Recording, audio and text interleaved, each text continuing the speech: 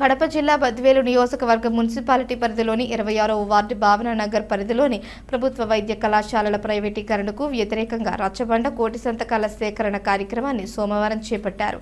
ఈ కార్యక్రమంలో MLC DC Govindareddy, MLA doctor సుధమ్మలు పాల్గొన్నారు. ఈ సందర్భంగా వారు మాట్లాడుతూ వైఎస్ జగన్ హయాంలో కోవిడ్ తరువాత 7 కళాశాలలు పూర్తి చేశారు. వైసీపీ అధికారంలో ఉన్న సమయంలోనే 5 మెడికల్ కళాశాలలను అందుబాటులోకి తెచ్చాం. నిర్మాణాలు పూర్తయిన ఎన్నికల కోడ్తో 2 కళాశాలలు అందుబాటులోకి రాలేదన్నారు. కూటమి ప్రభుత్వం వచ్చాక ప్రభుత్వ మెడికల్ కళాశాలలను పీపీపీ పేరుతో ప్రైవేటీకరణ చేస్తున్నారు. ఇది పేదలకు వైద్య విద్యను దూరం చేయడమే అన్నారు. మనం ఎందుకు చేయాలా?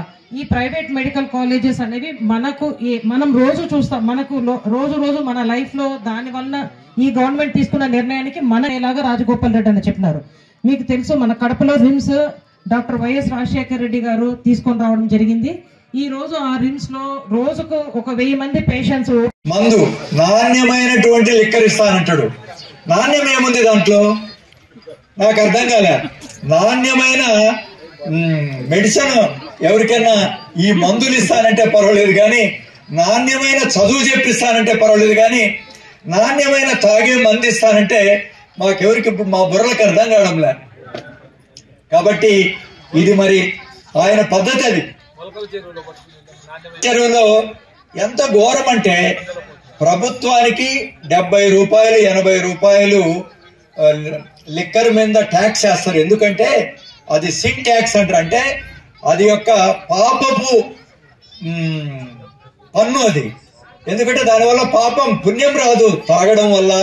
ఈ పేకాట ఆడము ఇవన్నీ కూడా దీని సిన్ ట్యాక్స్ అంటారు ఇంగ్లీష్ లో. అలాంటి ట్యాక్స్ ప్రభుత్వం, ఎందుకంటే తాగేవాడు ఎట్లయినా తాగుతాడు, వీక్నెస్ ఉంది జనాలకు, మనం ఏం చేయలేమని చెప్పి ప్రభుత్వం ఎక్కువ వసూలు చేస్తారు. కానీ తెలుగుదేశం నాయకులు ఈ ప్రభుత్వానికి వచ్చే ఈ 70-80 రూపాయలు ఎట్లా కొట్టాలా అని చెప్పి వాళ్ళే ఒక పెద్ద ఎక్కడో ఒక కొండ ప్రాంతంలో, ఒక మారుమూల ప్రాంతంలో వాళ్ళే ములకల్ చెరువు అని చిత్తూరు జిల్లాలో ఒక గ్రామం ఉంది. అక్కడ మరి ఆ తెలుగుదేశం నాయకులు అవన్నీ చేసి మళ్ళీ దేవాలయాల దగ్గర మాత్రం ఎక్కడ మీలాంటి మహిళలు పాపం నిన్న కార్తీక పున్నమి 11లో ఆయన ఎంపీ ఎన్నికలకు మేమంతా ఇక్కడ బై ఎలక్షన్ జరిగింది. అంతకు ముందు ఏంటి, వీరారెడ్డి గారు ఈ ఏరియాలో ఆయన చక్రం తిప్పేవారు. ఆయన మంత్రి, తర్వాత ఆమె కుమార్తె కూడా ఎమ్మెల్యేగా ఉన్నారు. వాళ్ళందరూ ఎప్పుడు ఒక లారీ 6 లారీలో కేసులు దించే వాళ్ళందరి చోట. ఎక్కడ ఇంటింటి ఊరికి కనీసం ఒక 10 కేసులు 15 కేసులు అట్లా దించేవాళ్ళు. అందరిని తాగమని మొగోళ్ళందరినీ. జగనన్న ఒకటే చెప్పిండు మాకు, అన్న నా ఖర్చు మాత్రం లిక్కర్కి మాత్రం మీరు ఖర్చు పెట్టకాకండి, మీరు దేనికి మహిళలకు ఇచ్చినా పర్వాలేదు, నా డబ్బు మాత్రం అని అన్నారు. ఇదేంటి సార్, బద్వేలు నియోజకవర్గంలో తాగు లేకపోతే ఎవరున్నా హెచ్చరిస్తారు మన కోట్లు అన్నా వచ్చే వస్తాయి, లేకపోతే లేదని.